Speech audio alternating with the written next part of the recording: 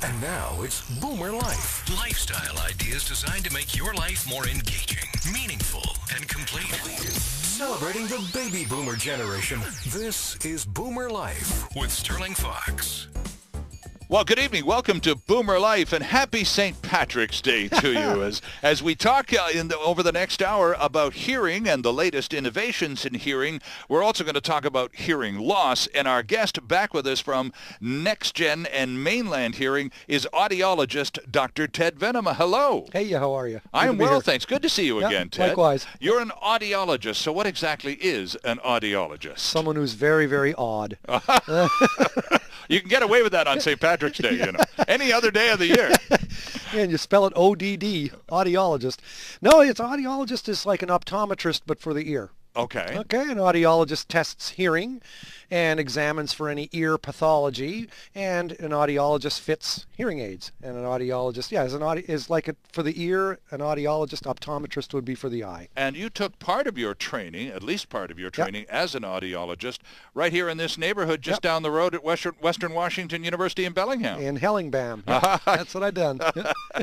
So, but how long have you been an audiologist, and what have you done since you're a PhD now? Yeah, piled higher and deeper, or a poor honest doctor. You've also been a professor as well. Yes, I have. I left. I graduated out of Western in Bellingham in '88, and ended up working at Sick Kids Hospital in Toronto, and then at the Canadian Hearing Society in Toronto, and things like that. And then I ended up studying down at University of Oklahoma to study for a PhD, and then taught at Auburn and Alabama, for 2 years, and then moved back to Canada and worked at a hearing aid company called Unitron, which is Canada's only homemade hearing aid company. Okay. Homegrown company. And worked there for a few years, and then taught at the University of Western Ontario in London, Ontario, which has a large master's degree audiology program. Okay.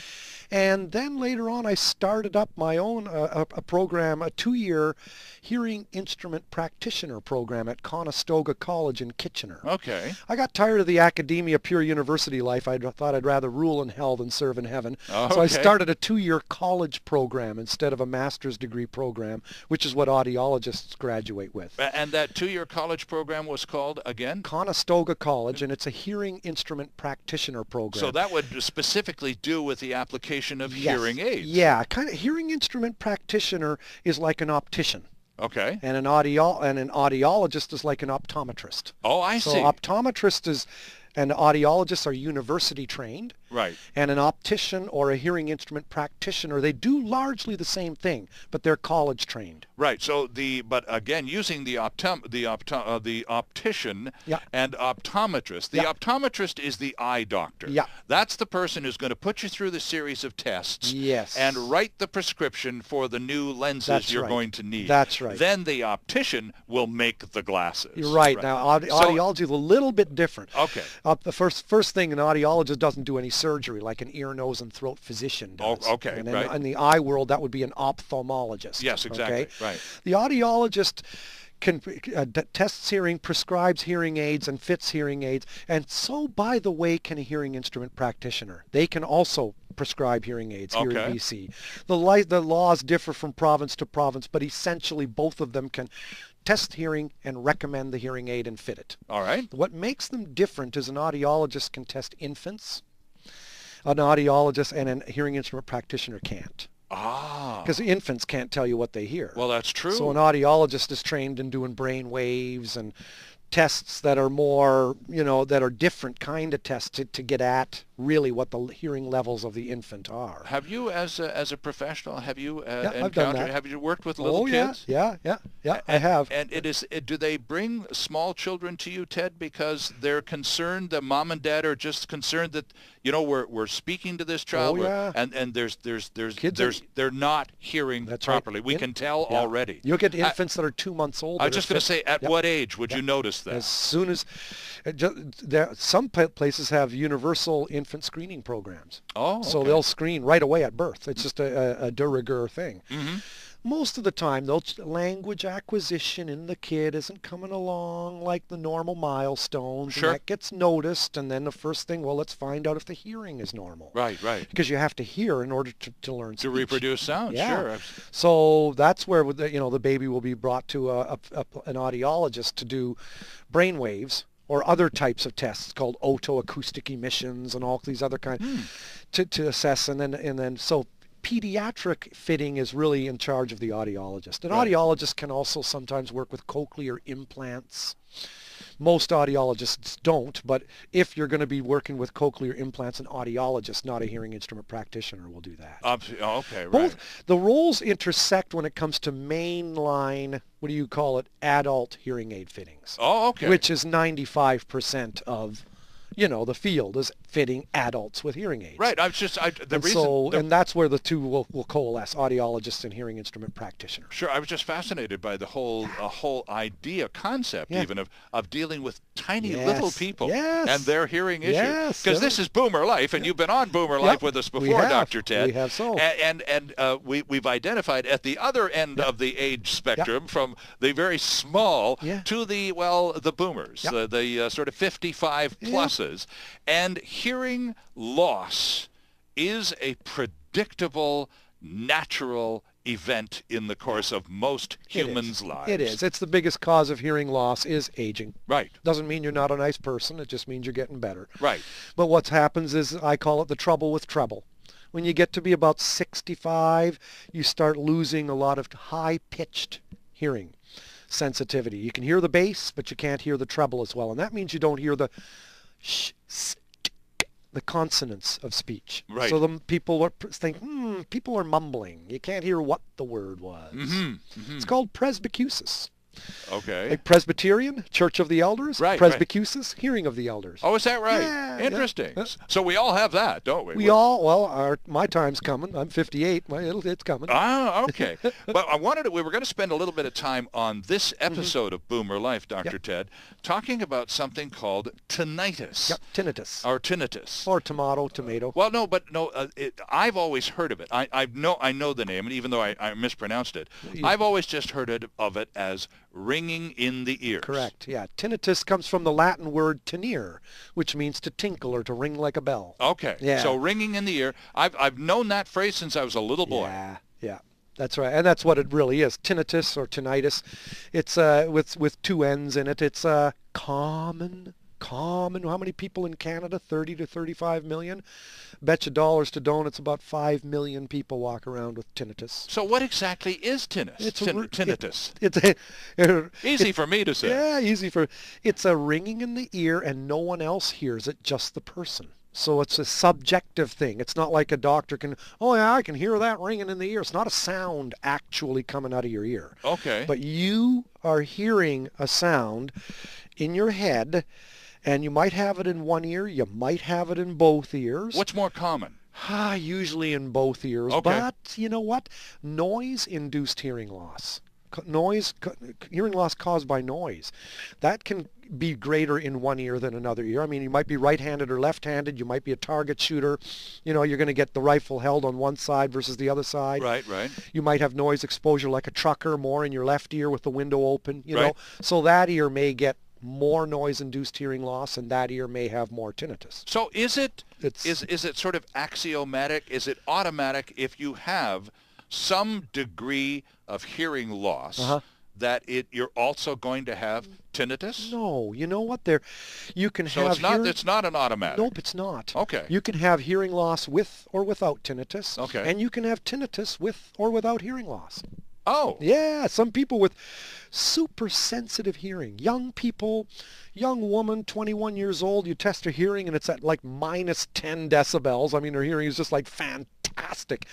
And she'll be going, please get a fire going when we're camping. I can't stand the dead quiet. How come? I just keep hearing a ringing in my ears. Wow. And so they like a little bit of background noise, just to cover it. So now it sounds you're talking about a 30-year-old woman with fantastic hearing. You can. So this is not something that just because we're on Boomer Life talking about tinnitus doesn't necessarily mean it's an affliction that affects only 55 plus people. That's correct. Yep. So you can get tinnitus Oh, as a little yes. kid. Yes, you can. Well, it's not common in children, but you can.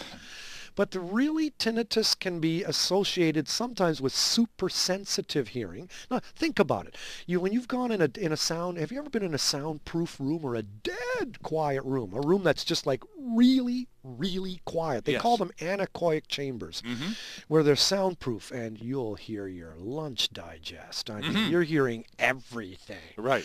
And you will often hear ringing in your ear that you never thought you had. But Background not noise. like a bell necessarily. No, not like a bell. But just a tone of some kind. Yep.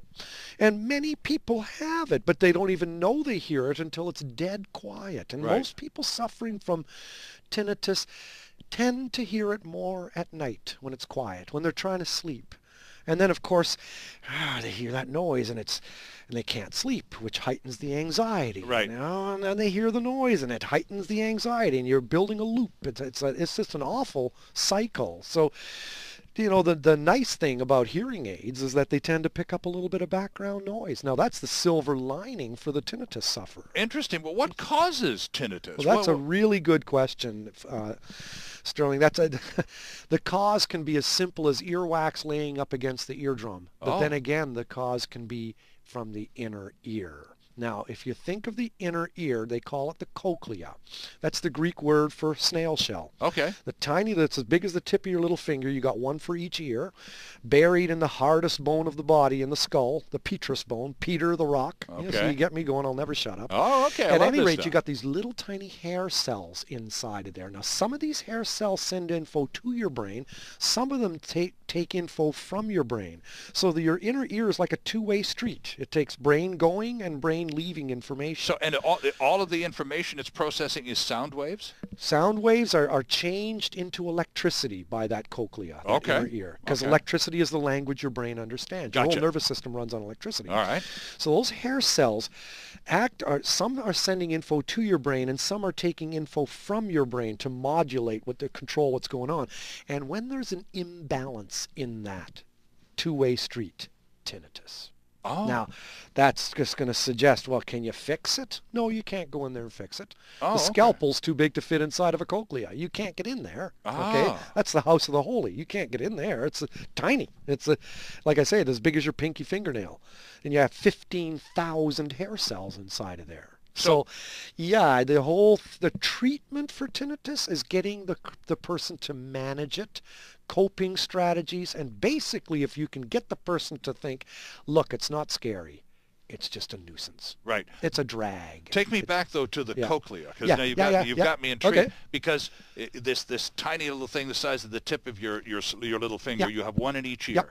A few moments ago, you mentioned cochlear implants. Yeah. So what is that? That's for people who are almost stone deaf. They can't benefit from regular hearing aids because Okay. they've got so much hair cell damage that you can't wring blood from a stone, laddie. Okay. Of course, that's Scottish. It's St. Paddy's Day. Wrong accent. Anywho, cochlear implant is actually a series of tiny electrodes snaked inside of that snail-shaped organ. And it serves to actually act kind of as a hair cell replacement in a coarse way. Mm-hmm. So you're not hearing tons of different frequencies, but you basically can hear pretty good. It'll restore hearing up to about a borderline normal level. And, the infants who are born deaf, Right. if they're fitted with a cochlear implant, you'll watch their language acquisition increase. Well, it's interesting you would it's mention. phenomenal. Are kids the usual recipients of cochlear? Usually, Because I not saw always, I but saw a usually. thing on YouTube Uh-huh. about a month ago, Uh-huh. and it was all over Facebook, and everybody, most of us have seen it. It's a picture, a shot in an audiologist's office Yeah. of a little boy. He's maybe 4 or 5, Yeah. and he's had a cochlear transplant. And he's never heard his mother's voice before. Yeah. And so the little fella is sitting there, and of course the cameras are on him, and his mom comes into the room and starts talking. And his face, it's just absolute it is. magic. It's one The of kid, those- yeah. I mean, he's weeping, it's but it's all joy. yeah. It's Oh, just it's 100%. One of the huge- most joyous little clips I've seen in years. A little boy Yeah. hearing his mom's voice for the first time at age 4. Yeah. That's pretty phenomenal. Those are those cathartic moments that make the whole field worthwhile. Well, absolutely. Those are the ones that move you. Yeah, exactly. Well, and for a person in the field, you have a look at one of those and you go, yep, that's why I do this work. Yep, for sure. So now tinnitus is mostly a problem affecting grown-ups. Usually, yes. At what age, is there a certain age threshold that it can start to annoy us? As I say, sometimes elderly people with hearing loss, presbycusis, old age hearing loss, the 65 old age, what am I talking about? I'm nearly there myself. Hey, no. At any rate, some of those people will have tinnitus and some won't. What I say to the people who do have the tinnitus, who are elderly, I said, when you're young, you heard ambient room noise. And that ambient room noise covered or masked the tinnitus that you now hear. But now you've got a little bit of hearing loss, so you don't hear the ambient room noise anymore. Right. So you're no longer getting that noise to be able to mask the sound inside of your head. So now you're hearing that. If you can give a person an explanation, that takes so much of the anxiety out of it. It's much like you're stuck in traffic, and you're what are you stuck in traffic for? And you lean out, oh, there's a truck tipped over. Oh, okay, that's what it is. Get on the cell phone, call home. Right. If you can get the person to realize it's a nuisance, it's not dangerous. You're not going to die. It's not like you're not going mad. Okay. Well, and that would be the first inclination. That's right. If you don't know what's going on, and suddenly you start hearing these weird noises, and they don't go away. That's right. After a while, you're going to start convincing yourself you're going absolutely out of your cotton-picking mind. Correct. You're going to perseverate on it. You're going to be concentrating on it. Your heightened awareness now. You've got a heightened awareness of it, and it just becomes an unholy drag. It becomes a cycle of anxiety. Need to take a break here, Dr. Ted, but does everyone, or can everyone, get tinnitus? Anyone can get tinnitus, yeah. Anyone can, but not everyone has it. Not everyone has it. I don't have it. Do we have moments of it in our lives ever? Yep. Haven't you ever heard the sound of kind of all of a sudden in your ear like, and then it goes away? Yeah. That's the sign of one hair cell signing off for good. Oh, is that right? Oh. So I've read. Oh. And so, we all get tinnitus like that. But the person, some medications can bring it on. But the whole thing is to take the chain off the person's brain. Well, that's if you can break that cycle of anxiety. And we can talk much more about that in the show here. We absolutely will. Let me take a quick break here. Our guest is a registered audiologist, and, he's also an owner with NexGen Hearing Centers over there in Oak Bay in Victoria, right? In Gordon Head location. Gordon Head, okay. In Victoria. But there's one in Oak Bay as well. There is so. There are NexGen Hearing Centers all over Vancouver Island. We are legion. We are increasing. And mainland hearing centers here in Vancouver. Our guest is audiologist Dr. Ted Venema. This is Boomer Life, and we're back with lots more after this quick timeout. Canada's only weekly radio show dedicated to the baby boomer lifestyle. This is Boomer Life on AM 650.